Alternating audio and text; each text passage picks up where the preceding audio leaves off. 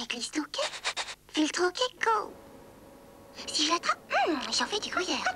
Hop, puissance maximale. Changeons de tactique. Tiens, voilà monsieur qui se prélasse. Le héros est fatigué. Tu vas voir mon ami, tu ne perds rien pour attendre. Damnation, le sac est plein. Le nouvel aspirateur Philips, on ne l'entend que quand il a quelque chose à dire.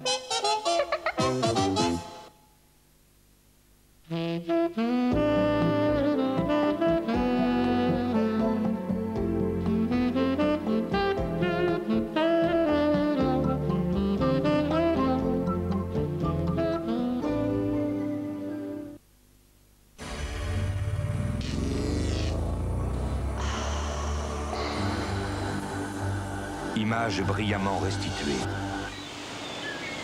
Son stéréo exceptionnel.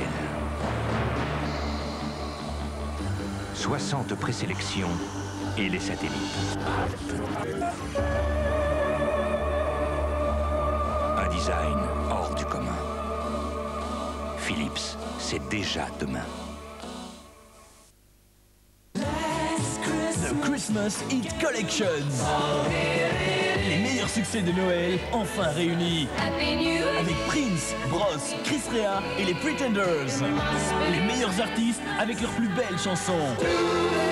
Le Christmas Hit Collection de Arcade, votre plus beau cadeau de Noël. Roll the camera. Check energy. Level okay. Get ready everybody. And action. Le nouveau Philips, double action rechargeable. Philips, la performance.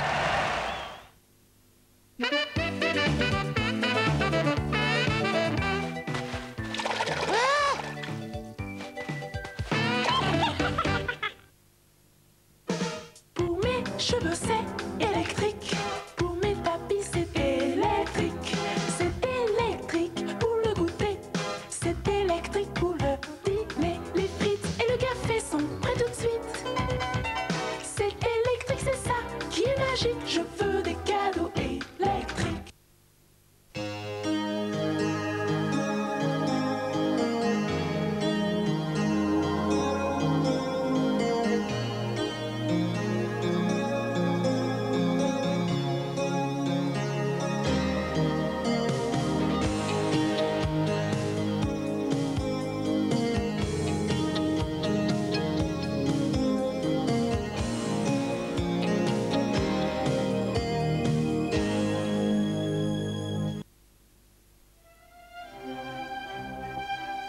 Korouche, l'empereur des caviars. Le caviar, c'est Korouche. Nous chantons le pays d'Aubert et ses produits traditionnels. Salaison et jambon, charcuterie de saison et le sirop de poire, quel nectar! Nous chantons le pays d'Aubert et ses produits traditionnels. Le bon cidre pétillant, tradition de la ferme, le fromage éternel du pays d'Aubel. Nous chantons le pays d'Aubert et ses produits traditionnels. Les produits d'Aubel, rien de tel. Le 7e jour, il fit son choix au paradis du matelas. Vous aussi, bienvenue au paradis du matelas, maison de confiance. Vente en usine d'un stock de milliers de matelas. Tout doit partir au prix les plus bas possibles. Paradis du matelas, vente en usine, zoning d'Aller, derrière les usines Texter. Paradis du matelas, vente en entrepôt, à l'entrée du circuit de Francorchamps. Paradis du matelas, la certitude de bien dormir.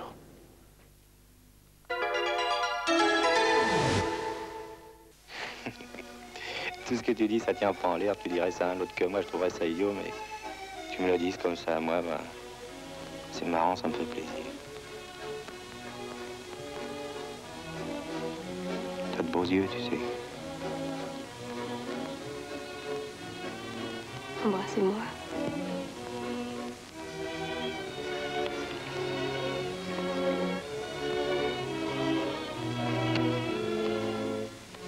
Nelly.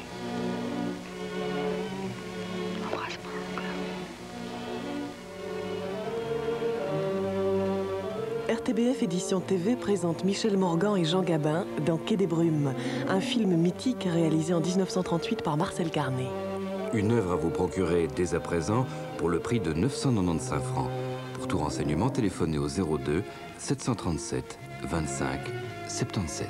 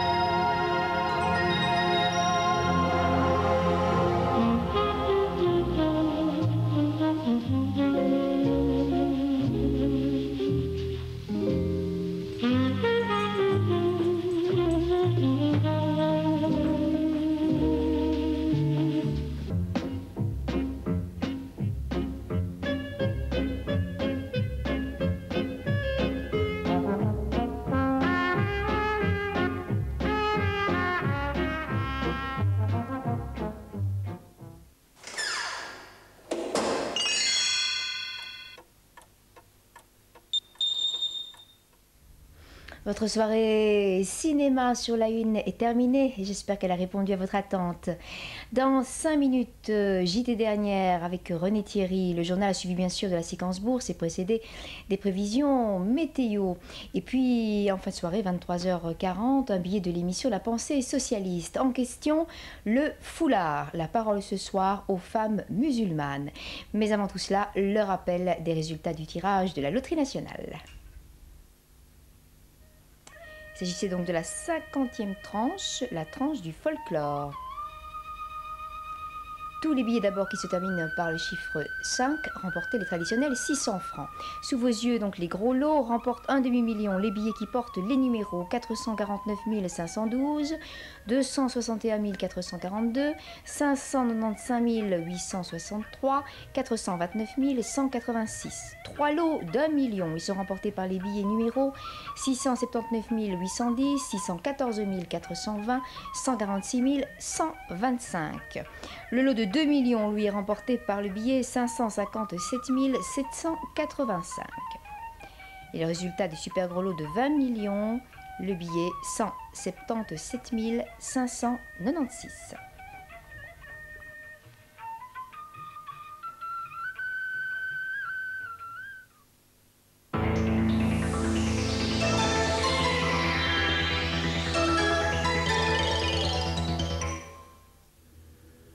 À l'aube du tout premier jour, apparut le soleil, et avec lui la vie, la force, la sève et le miel. Cette pure nature héritée du soleil, céréale veut la préserver. Que la force nourricière de ces aliments complets rayonne en chacun de nous comme un soleil vivant. Céréale, l'alimentation qui ne trahit pas la nature. Hé, on se fait beau. Ça brille chez Moulinex. Il y a du chrome là-dessous. Et les mecs, je suis le plus rapide. Pour ma môme, joli chrome. La vie express, c'est son truc. Ne pas pour ce soir, Moulinex. Le fer à semer le chrome. Devinez qui a gagné le championnat de Belgique de rallye en groupe A6. La Lada Samara. Rondo Veneziano. Une musique éternelle. Visioni di Venezia, le nouvel album de Rondo Veneziano. Retrouvez toute la poésie de Venise réunie sur leur nouvel album Visioni di Venezia. Disponible partout, en album, cassette et disque compact.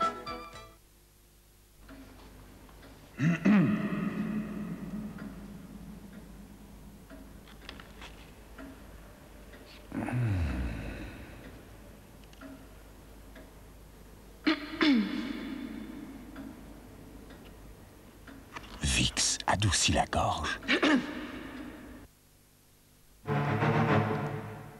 Roland, je vous prie, passez-moi la sauce cocktail.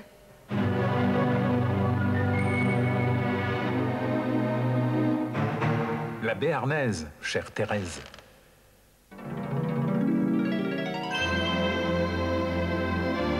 La tartare, mon cœur. Mais certainement, mon ange. Sauce calvée, passionnément gastronomique.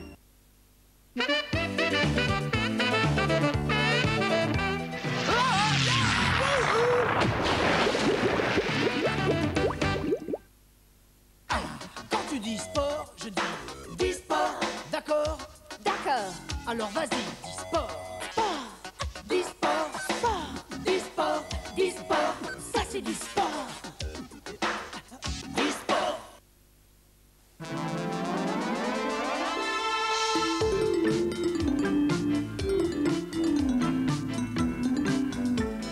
Bléco des meubles modulaires, modulez votre bureau. Bléco des meubles efficaces, Bléco des meubles de prestige. Bléco à Charleroi, chaussée de Bruxelles, près de l'aéroport. Yoko Yoko Yoko Yoko Yoko Yoko. C'est écrit dans l'histoire, le prince aime les voir, tous ces gens du terroir qui s'arrêtent pour en boire. Ardennes et Meuse et ses marchands, c'est lavandières, ces artisans, tous ces gens du terroir s'arrêtent pour en boire. De ces bières du terroir ardennaimeuse, la noblesse d'un label.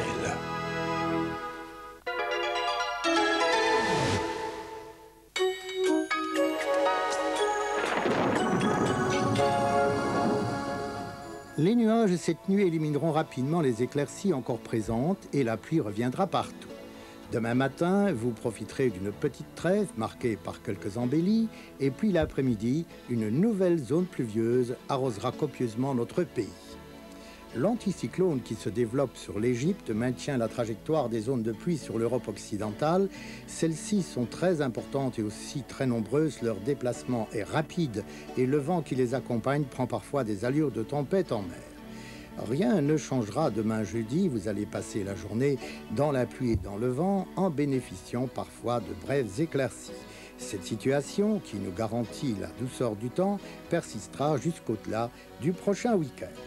Les minima, bien positifs, atteindront 4 degrés en Ardennes et 8 degrés au littoral. Et demain après-midi, les maxima oscillent de 9 à 13 degrés.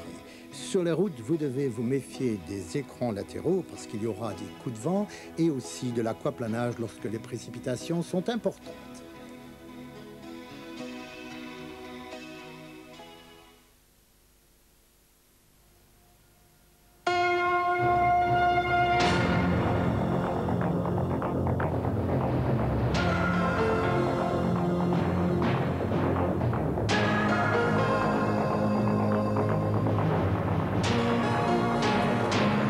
Au Chili, le candidat de l'opposition déjà en tête aux élections présidentielles. L'argent et le gasoil plus cher, ça ne fait pas que des heureux. Notre invité ne respecte qu'une seule chose, rien. Mesdames, Mesdemoiselles, Messieurs, bonsoir. Effectivement, on aurait pu apposer ici une pancarte « Attention, invité méchant ». Le dessinateur Ciné, malgré son bon sourire, mais grâce à son trait aussi dépouillé que féroce, a réussi au long de 40 ans de carrière dessinatoire à se mettre à dos une bonne partie de la planète, et pas seulement les institutions consacrées, successivement et parfois simultanément accusé de mauvais genre, de mauvais français, de mauvais caractère et souvent de mauvais goût. Ciné a persisté et persiste encore dans son style d'affreux Jojo du dessin. Je vois qu'il ne me dément pas en tout cas.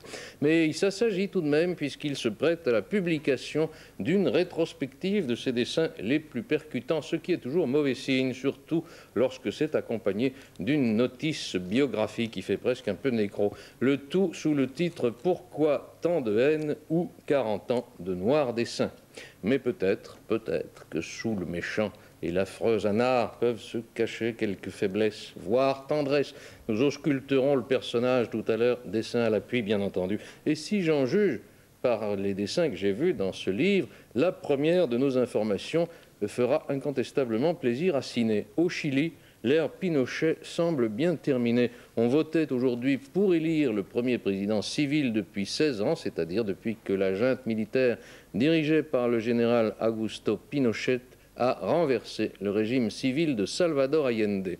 3 candidats se disputent les suffrages de 7,5 millions d'électeurs chiliens qui sont allés en masse aux urnes. Un libéral, un démocrate chrétien donné comme favori par les sondages, Patricio Elvin, que nous allons voir et qui est soutenu par une coalition de 17 partis allant de la droite modérée à la gauche socialiste. Ce soir, les premiers résultats donnent Elvin en tête dans plusieurs villes chiliennes.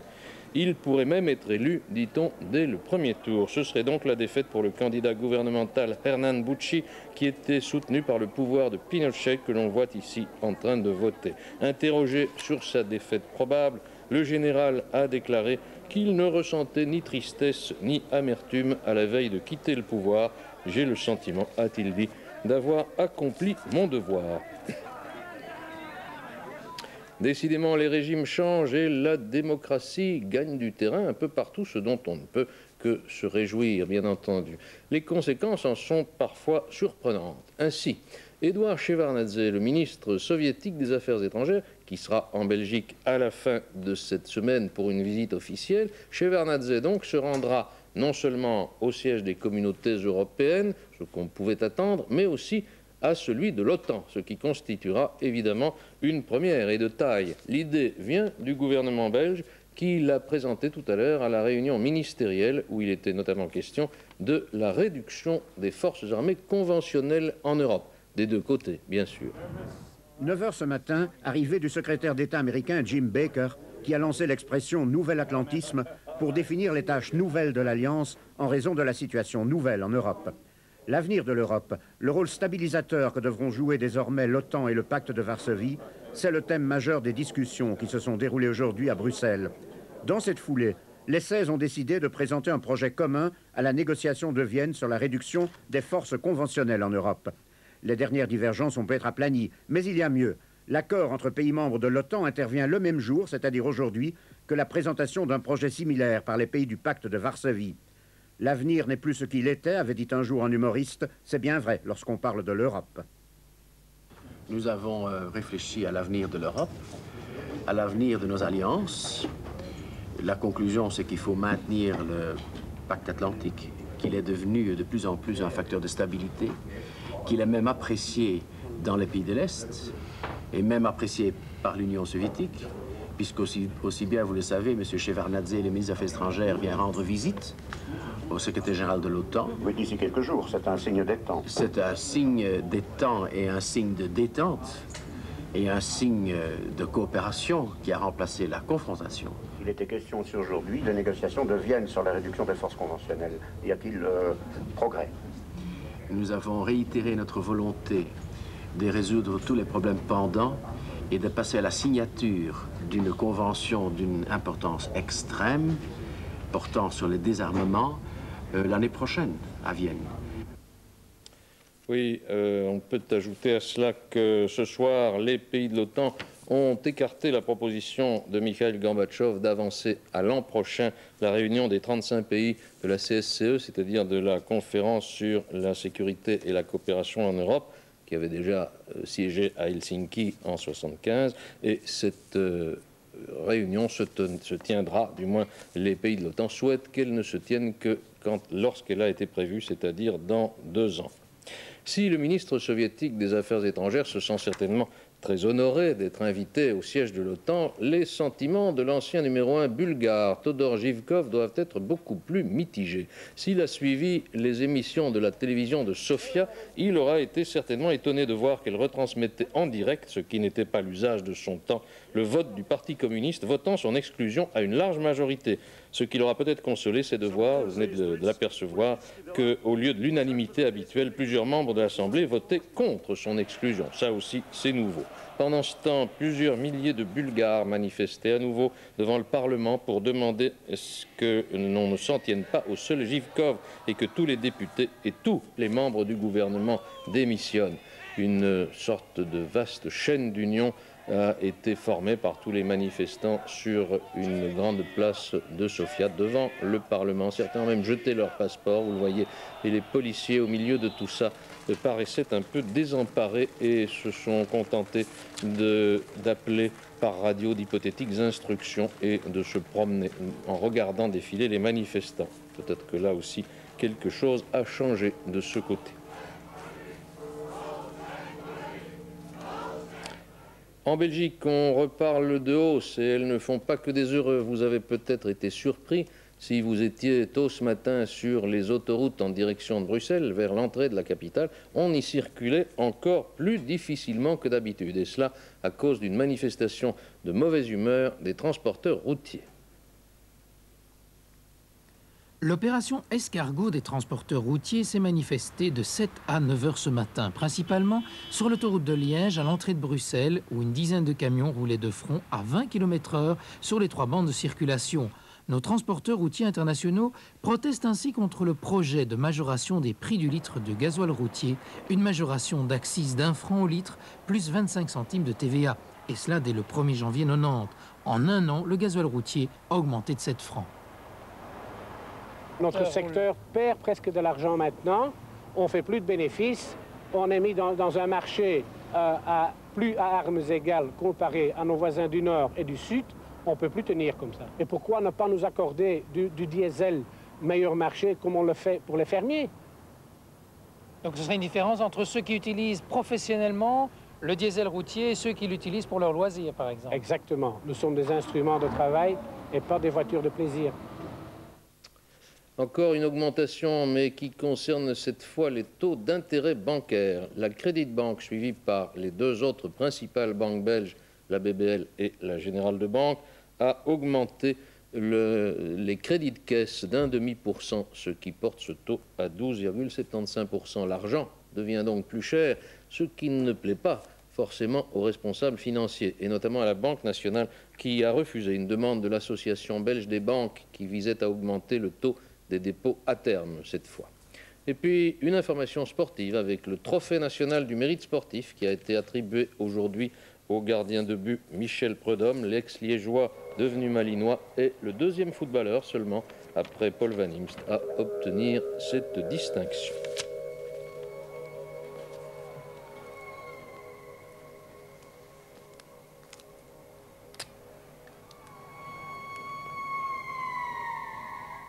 Savez-vous ce qu'est l'éthologie? C'est l'étude des rapports entre l'homme et l'animal. Une association belge vient de se créer dans ce but. Pascal Vrébos nous la présente entre 2 miaulements.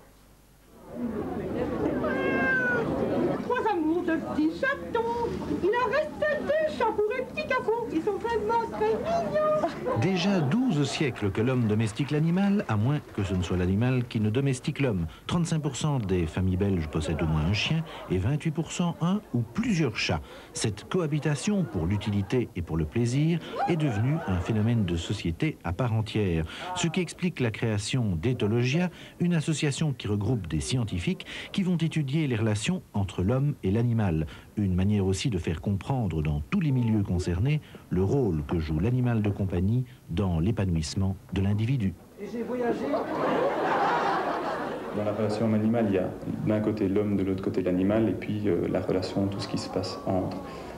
C'est intéressant évidemment d'avoir d'un côté des spécialistes du comportement de l'animal et de l'autre des spécialistes du comportement humain. C'est pour ça que des médecins, des kinésithérapeutes, des vétérinaires, des biologistes, toutes ces personnes-là sont intéressées, chacun selon leur point de vue. Pour Ethologia, les sujets d'étude ne manquent pas, comme par exemple la relation privilégiée et bénéfique, mais là souvent impossible dans les homes, entre les personnes âgées et leurs animaux. Mais pour l'instant, Ethologia tente de mieux comprendre les relations complexes entre les chats et les enfants. Le but, c'est d'aller voir exactement ce qui se passe dans la famille même. Alors c'est vrai qu'une intrusion dans une famille peut parfois se ressentir assez mal, mais au début de l'expérience, il y a plusieurs séances où je viens sans observer pour habituer justement l'enfant et le chat au matériel et à moi-même. Et les véritables observations ne se font que par après. Nul doute que toutes ces études nous réserveront pas mal de surprises félines, canines et bien entendu toujours câlines.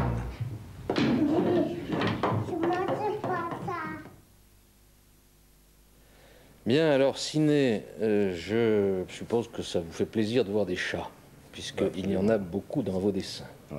Vous avez même consacré tout un album aux chats. Un livre entier aux chats. C'est ce que vous avez en commun, notamment avec notre ami Gueluc, qui est aussi un de vos amis, d'ailleurs. Alors, on va vous présenter. D'abord, Ciné, c'est votre vrai nom, à peu près. Ouais, à peu près. Il y a un T au bout. Il y a un T au bout. J'ai sucré pour me remplacer par un accent. Pourquoi? Pour faire plus joli. C'est graphique. Et puis peut-être ça rentre plus dans la mémoire visuelle des gens, quoi. C'est un attrape-nigo. Un attrape-nigo.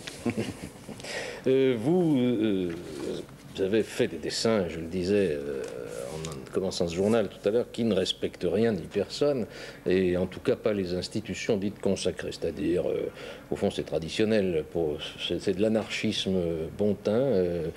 L'Église, l'armée, les institutions, De Gaulle en son temps, enfin tout le monde y est passé. Mitterrand maintenant. Oui. Alors vous, je crois qu'on peut retracer rapidement votre carrière. Vous avez d'abord les chats. Ce qui est assez amusant, c'est que c'est Léonore Fini, une grande amateur de chats, s'il en fut, qui est à l'origine de vos dessins. Ça peut être raconté. Invité à dîner un soir, j'étais... Plutôt que de lui envoyer des fleurs, j'ai cherché une idée comme ça amusante sur les chats, parce que c'est une fanat des chats en effet. Et j'ai trouvé ça dans le taxi qui me ramenait de chez elle à chez moi. Et voilà, et ensuite ça a duré des mois, parce que je lui en envoyais un tous les matins. Et voilà, elle était bien amusée. Et d'ailleurs, je crois que le gros succès de ces chats est dû justement au fait que c'était pas un boulot payé et destiné à être vendu, c'était vraiment pour le plaisir et pour la joie de lui faire plaisir. Donc oui. Ça a bien marché. Vous avez eu une enfance prolétaire, c'est toujours bien, avec un père qui a un fort penchant pour la bouteille, et aussi pour les jolies filles d'ailleurs. Et Qui me l'a donné d'ailleurs, il m'a filé le virus. Oui, oui. Je ne pense pas que ce soit ça qu'on vous reproche d'ailleurs. Et puis vous êtes lancé dans le dessin, par quel cheminement curieux? Je serais incapable de vous le dire. Moi, je cherchais un métier qui ne m'oblige pas à aller bosser le matin et partir le soir bêtement et être payé au mois. Je cherchais un truc pour être tranquille chez moi et gagner mieux ma vie que les prolétaires, justement. Bon, et en feuilletant un livre de dessin d'humour par un dessinateur américain que j'adorais et que j'adore toujours, d'ailleurs, Saul Steinberg, c'est lui qui m'a donné le déclic. À partir du moment où j'ai vu cet album, je me suis dit, voilà, c'est ça qu'il me faut, je serai dessinateur et je vais gagner ma croûte avec. Vous avez, je vous disais, vous êtes mal parti, là vous êtes sur une mauvaise pente si vous commencez à faire des rétrospectives et vous publiez, ou vous faites publier, ou vous laissez publier un livre consacré à vos dessins, 40 ans de noirs dessins, sous le titre « Pourquoi tant de haine ?» Alors je crois que pour pouvoir juger, le mieux c'est encore de juger sur pièce l'accusé Ciné, Ciné dit Ciné, et de voir ce qu'il a commis, du moins ce qu'on peut montrer sans être taxé ni de pornographie, ni de... Voilà, là, je disais, un chat, mais un chat un peu particulier, vu par Ciné, avec armé du chalut, comme... et shalom, pour faire bonne mesure de l'autre côté. Donc la religion, toujours, qui en prend un bon coup. Alors on reconnaît ce trait très ramassé. Puis alors la politique, évidemment, la guerre d'Algérie, enfin on parlera de tout ça dans un instant, mais exercice d'équilibre de Gaulle. Et puis ici, on est dans l'actualité, où nous avons parlé beaucoup d'objets volants non identifiés. Ici, une capsule spatiale avec le sabre et le goupillon, l'armée, la police, la religion, Pinochet. Voilà, faites une partie de son règne. Et ici Le Pen, bien entendu, que vous avez souvent